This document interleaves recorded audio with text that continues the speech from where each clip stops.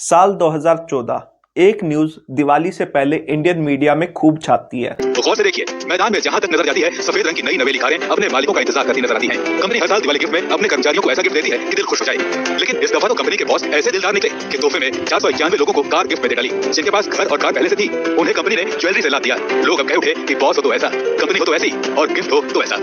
एक हमने दिवाली बोनस में तो काफी कुछ देती है, गिफ्ट देती है। और हमें अगर मैनेजर ने बोला कि आपको क्या चाहिए, मकान चाहिए, गाड़ी चाहिए या ज्वेलरी चाहिए, हमने कहा हमको मकान चाहिए, तो उसने कहा ओके हम आपको मकान देते हैं। तो ये दिवाली का गिफ्ट तो कंपनी ने बहुत अच्छा दिया है। फिर 2015 में वही कंपनी अपने 600 एम्प्लॉयज को गाड़ियां देती है। 2016 में 1260 एम्प्लॉयज को गाड़ियां देती है, 400 एम्प्लॉयज को फ्लैट देती है और कई ज्वेलरीज भी देती है। फिर 2018 में वही कंपनी अपने 600 एम्प्लॉयज को गाड़ियां देती है, जिसमें से 3 एम्प्लॉयज को 1 करोड़ की मर्सिडीज गाड़ी मिलती है। उस कंपनी का नाम है हरे कृष्णा एक्सपोर्टर्स, जिसके फाउंडर और चेयरमैन है सावजी भाई ढोलकिया। वीडियो में हम आगे बढ़े उससे पहले मैं आपको बता दूं, वीडियो के 2 हिस्से हैं। पहले हिस्से में मैं आपको सावजी भाई ढोलकिया के बारे में बताऊंगा और दूसरे हिस्से में मैं डायमंड इंडस्ट्री और हरे कृष्ण एक्सपोर्ट्स के बिजनेस के बारे में बताऊंगा।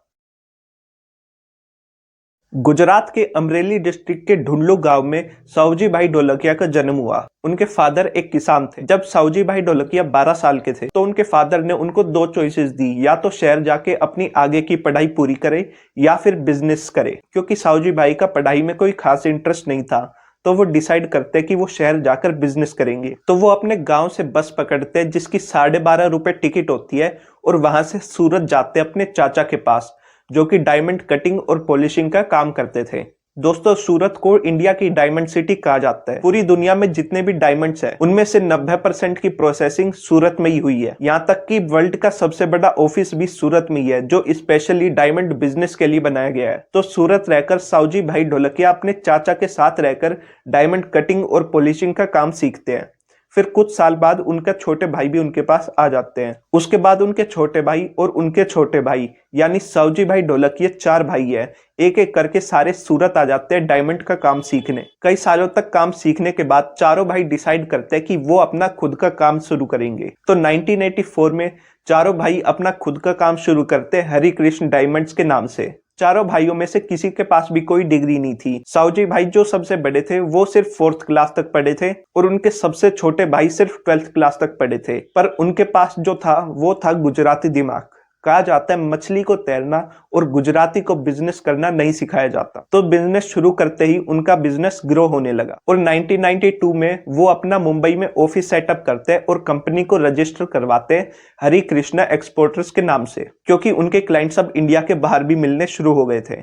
सावजी भाई जो कभी अपने गांव से 12.5 रुपए की टिकट कटाकर सूरत आए थे, उनकी कंपनी अब 12.5 करोड़ का एक्सपोर्ट करती थी हर साल। फिर टाइम ऐसा आया कि वो एक्सपोर्ट 1250 करोड़ में बदल गया और आज वो एक्सपोर्ट 12,500 करोड़ का है। 1995 में सावजी भाई और उनकी कंपनी मीडिया में आती है, क्योंकि उस टाइम सावजी भाई ने अपने 3 एम्प्लॉइज को मारुति गाड़ी गिफ्ट करी थी। उसके बाद से सावजी भाई हमेशा अपने काम की वजह से मीडिया की नजरों में रहे हैं। सावजी भाई अब तक 21 लाख पौधे उगा चुके हैं। उन्होंने गुजरात में 111 सरोवर बनाए हैं और हर साल वो कई सौ लोगों की शादियां कराते हैं। इन्हीं अच्छे काम की वजह से सावजी भाई को 2022 में पद्मश्री दिया गया। वो डायमंड इंडस्ट्री के पहले आदमी है जिनको पद्मश्री मिला। सावजी भाई का कंपैरिजन अगर हम आज के नए एंटरप्रेन्योर से करें, सावजी भाई बस 4th क्लास तक पढ़े हैं, वही आज के एंटरप्रेन्योर्स ने कई डिग्री कर रखी है और कई तो विदेश से भी पढ़कर आ रहे हैं।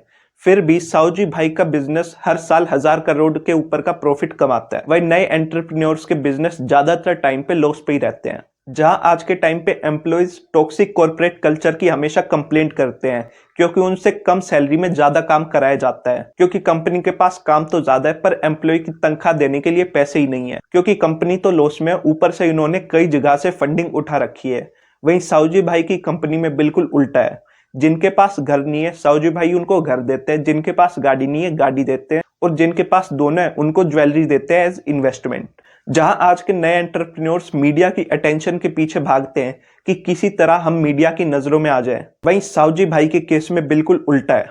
आपको सावजी भाई के बारे में और कई इंटरेस्टिंग बातें बताता हूँ। जैसे आज के टाइम पे देखोगे तो गूगल, माइक्रोसॉफ्ट और कई बड़ी बड़ी कंपनीज अपने एम्प्लॉयज को अच्छी फैसिलिटीज देती है और उनको देखकर आज के टाइम पे इंडियन कंपनीज ने भी वो देना शुरू कर दिया है।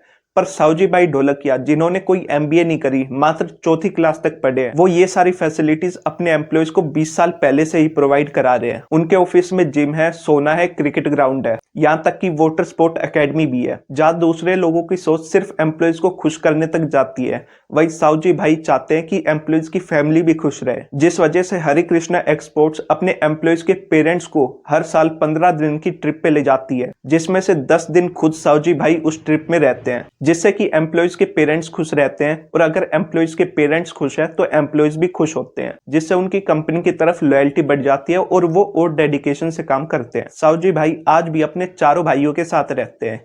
इनकी फैमिली में 28 मेंबर हैं और वो सारे एक ही छत के नीचे रहते हैं। इसके अलावा सावजी भाई अपने एम्प्लॉयज को वर्कर नहीं, डायमंड इंजीनियर और डायमंड आर्टिस्ट बुलाते हैं।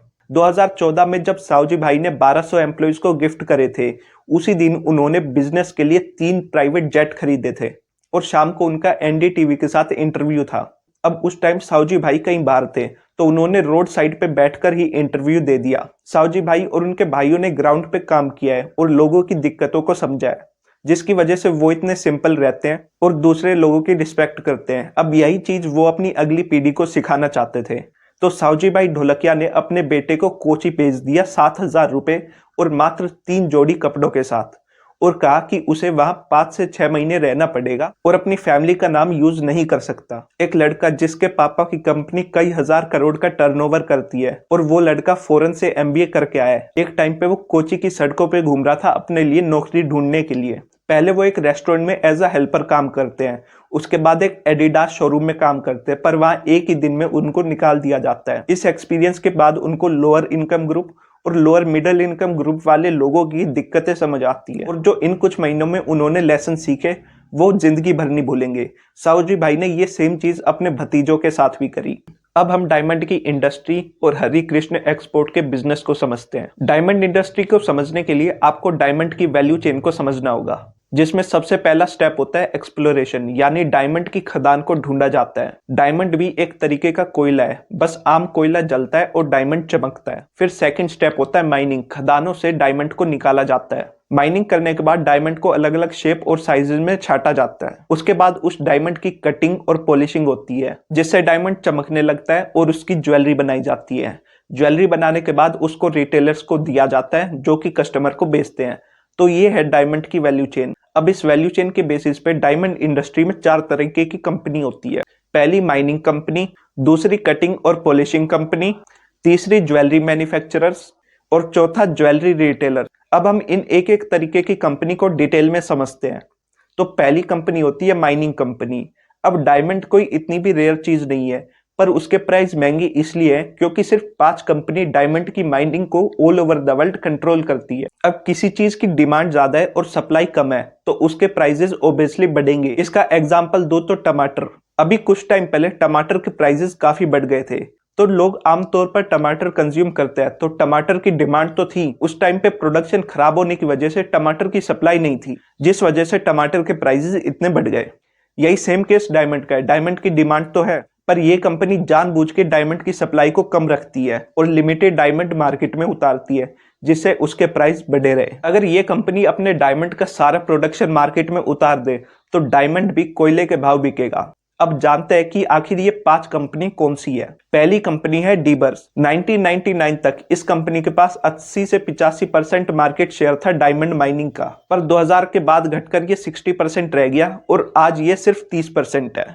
फिर दूसरी कंपनी है अल्रोसा, ये एक रशियन कंपनी है, इसका भी मार्केट शेयर 30% है। फिर उसके बाद 3 कंपनी और आती है, डेप्सवाना डायमंड, रियो टिंटो डायमंड और डोमिनेंट डायमंड। ये सारी कंपनी डायमंड की माइनिंग करती है और उन्हें फिर आगे बेचती है। फिर जो दूसरी कंपनी होती है वो है cutting and polishing company, example Hari Krishna export. ये इंडिया की सबसे बड़ी डायमंड कटिंग और पॉलिशिंग कंपनी है। हरि कृष्ण एक्सपोर्ट डीबर्स से, रियो टिंटो से और डोमिनेंट डायमंड से डायमंड खरीदती है, उनकी कटिंग करती है और उनको पॉलिश करती है और फिर वो उसे आगे सेल करती है। तीसरी तरीके की कंपनी होती है ज्वेलरी मैन्युफैक्चरर्स, जो डायमंड की ज्वेलरी बनाती है। हरि कृष्ण एक्सपोर्ट्स कुछ डायमंड बाहर एक्सपोर्ट कर देते हैं, कुछ डायमंड इंडियन ज्वेलरी मैन्युफैक्चरर्स को दे देते हैं और कुछ डायमंड अपने पास रखते हैं, क्योंकि हरि कृष्ण एक्सपोर्ट्स भी खुद ज्वेलरी मैन्युफैक्चरिंग का काम करती है। फिर चौथी तरीके की कंपनी होती है रिटेलर्स। हरि कृष्ण एक्सपोर्ट्स ने जो ज्वेलरी बनाई है वो ज्वेलरी कुछ तो इंडियन रिटेलर्स को बेच देती है, कुछ बार एक्सपोर्ट कर देती है और कुछ ज्वेलरी वो अपने खुद के रिटेलिंग आउटलेट कृष्णा के थ्रू बेचती है। तो इसके थ्रू आपको समझ आ गया होगा हरि कृष्ण एक्सपोर्ट का बिजनेस और डायमंड इंडस्ट्री कैसे काम करती है। उम्मीद है आपने वीडियो से कुछ सीखा होगा। मिलेंगे आपसे अगली वीडियो में।